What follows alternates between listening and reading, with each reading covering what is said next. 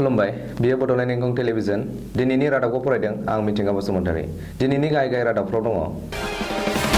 आसामा कर'नानि हेंथायै जुजिनो थियारि सावस्रि मन्थ्रिया माखासे खाबु फोसावदों कर'ना भाइरास सन्देर जानाय सुबुंफोरखौ आलादायै दोननो गुवाहाटीयाव टेम्परारि हस्पिटाल बानायगासिनो आसामाव इन्टारनेट बन्द जाया लकडाउन खान्थि सिफायग्राफोरनि सायाव गोख्रों राहा लागोन बुंदों हिमन्त बिश्व शर्मा गलाघाटनि मोनसे हाबाथिलियाव पुलिसआ लावथि सिबदों क'क्राझार जिल्ला पुलिसआ जाग्रा आदार रानदों भारतआ चीन आरो इटाली बायदि जानाय नङा बुंदों डाक्टर नरेन्द्र मेहेर दानिया आबुं रादाब कर'नानि हेंथायै जुजिनो थियारि जाबाय आसामाबो बेनि थाखाय गोख्रों राहाफोर लादों आसाम सोरखारा आसामनि सावस्रि मन्थ्रि हिमन्त बिश्व शर्माया फोसावनाय बायदियै गुवाहाटी मेडिकेल कलेज देहा फाहामसालियाव कर'ना भाइरास सन्देर जानाय सुबुंफोरखौल' ट्रिटमेन्ट खालामगोन बेनि थाखाय GMCHआव गोदानै गं 30 ICU बिसना दाजाबदेरबाय MMCHआव कर'ना ट्रिटमेन्टनि थाखाय गं 150 बिसना आरो गं 10 ICU बिसना थियारि जाबाय बबेखानि नेहरू आरो हुरु हजाय स्टेडियामाव कर'ना भाइरास सन्देर जानाय सुबुंफोरखौ आलादायै दोननानै ट्रिटमेन्ट खालामनो थाखाय गं 1000 बिसनानि टेम्परारि देहा फाहामसालि बानायगासिनो दङ सनापुराव थानाय जिल्लायारि देहा फाहामसालियाव कर'ना ट्रिटमेन्टनि थाखायल' जागोन आरो बेयाव गोदानै गं 10 ICU बिसना बानायनाय जादों कालापाहाराव थानाय इनफेक्शियास डिजिसेस हस्पिटालाव कर'नानि ट्रिटमेन्ट जागोन कामरुपआव थानाय सिङिमारि आदर्श देहा फाहामसालि जालुकबारि आयुर्वेदिक देहा फाहामसालि साबुवानि टाटा रिफारेल देहा फाहामसालिखौ कर'ना ट्रिटमेन्टनि थाखायल' थियारि खालामबाय बेनि अनगायैबो आसामाव गं 200 भेन्टिलेटर दैथायनो थाखाय टाटाया खोथा होदों ओरैहाय रायजोनि गं 6 देहा फाहामसालिफोरखौ आइसोलेसन देहा फाहामसालि बानायबाय मख'नो गोनांदि कर'नानि अनगायै गुबुन गुबुन बेरामिफोरनि बिबानखौ प्राइभेट हस्पिटालफोरखौ लानो खावलायदों आरो गोरिब थाखोनि बेरामिफोरनि फिसखौ सोरखारानो रुजुनगोन होननानै बुंदों हिमन्त बिश्व शर्माया आसामाव कर'ना भाइरास सन्देर जानाय सुबुंफोरखौ आलादायै दोननानै ट्रिटमेन्ट खालामनो थाखाय रायजो सोरखारा टेम्परारि हस्पिटाल बानायदों बे टेम्परारि हस्पिटालखौ गुवाहाटी नोगोरमायाव थानाय हुरु हजाय स्टेडियामनि गेलेग्रा फोथाराव बानायगासिनो दं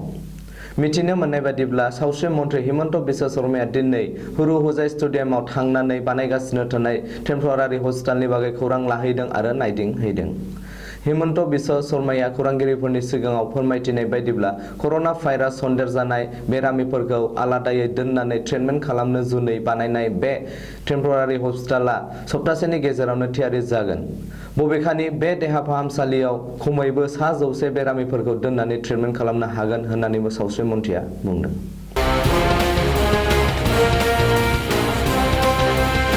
आसामाव इन्टारनेट बन्द जानाय नङा आसाम पुलिस बिफाना बे बाथ्राखौ फोरमायथिदों मख'नो गोनांदि गिख्रंथावै साग्लोबनाय कर'ना भाइरासखौ होबथानो थाखाय हादोरनाङैनो लकडाउन फोसावनाया सोलिगासिनो दं बे समावनो रायजोआव इन्टारनेटखौ बन्द खालामगोन होननानै ससियेल मिडियायाव बांसावनाय खौराङा गोसारदोंमोन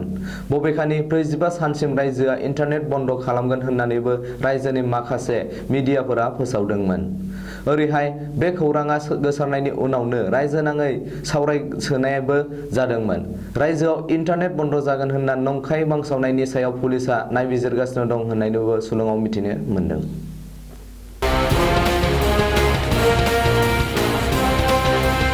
गिख्रंथाव कर'ना भाइरासखौ होबथानाय आरो बेनिफ्राय रैखा मोननो जुनै हादोरनाङैनो 21 सान लकडाउन एबा आबुं बन्द फोसावनायनि आयेन सिफायग्राफोरनि सायाव गोख्रों राहा लागोन दिनै मोनसे खौरांगिरि मेल खुंनानै बे बाथ्राखौ बुंदों आसामनि सावस्रि मन्थ्रि हिमन्त बिश्व शर्माया रायजोआव लकडाउन खालामनायनि आयेन सिफायनाय बायदिखौ खौरां बिजों आरो ससियेल मिडियानि जोहै गावनो नायगासिनो दं होननानैबो हिमन्त बिश्व शर्माया बुंदों बबेखानि लकडाउननि आयेन सिफायग्राफोरनि सायाव गोख्रों राहा लानो थाखाय मोनफ्रोमबो जिल्लानि जिल्ला बेंगिरि आरो SP खौ बिथोन होनाय जाबाय होननानैबो हिमन्तआ खौरांगिरि मेलाव बुंदों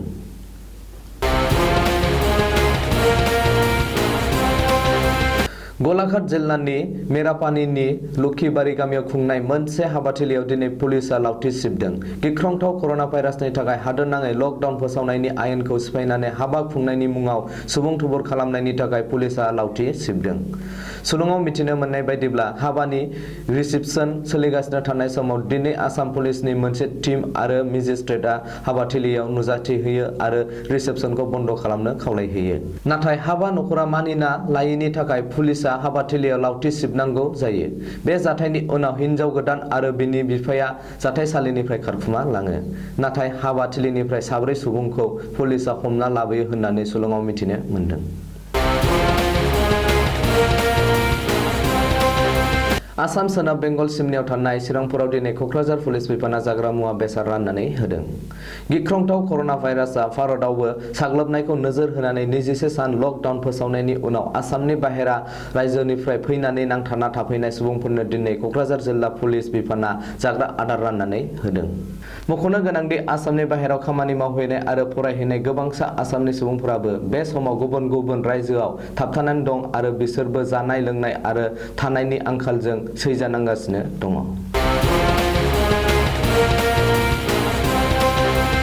भारतआव कर'ना भाइरासआ साग्लोबदोंब्लाबो गुबुन हादोरफोरनि बायदि भारतआव सुबुंनि जिउ गोमानांनाय नङा। भारतआ चीन आरो इटालि बायदि थासारि जानाय नङा। मानोना भारतारिफोरनि इमिउनिटि पावारआ गुबुन हादोरफोरनिख्रुइ बांसिन। बे दाबिखौ दैखांदों भारतनि सासे गागि डाक्टर नरेन्द्र मेहरा। मख'नो गोनांदि ICMR-नि आगु मासिगिरि आरो एम्सआव इमिउन'लजिनि आगु मासिगिरि पार्सन डाक्टर नरेन्द्र मेहरा बे बाथ्राखौ बुंथियो। मख'नो गोनांदि ICMR-नि आगु मासिगिरि आरो एम्सआव इमिउन'लजिनि आगु रिसार्च पार्सन डाक्टर नरेन्द्र मेहरनि बायदिब्ला जायखिजाया भाइरासआ सन्देरनायनि उनाव सुबुंनि लिम्फोसाइटआ बाङो, नाथाय कभिड-19आ सन्देरोब्ला देहानि लिम्फोसाइटआ बाङाइ जालांनानै सुबुङा थैनाय फारसे थाङो। बबेखानि भारतनि आबहावा आरो भारतारिफोरा गोख्रों इमिउनिटि पावार थानायनि थाखाय भारतआ चीन आरो इटालि बायदि जानाय नङा होननानैबो डाक्टर नरेन्द्र मेहरा बुंदों। दिनैनि रादाबा एसेनोसै। गोजोन्थों।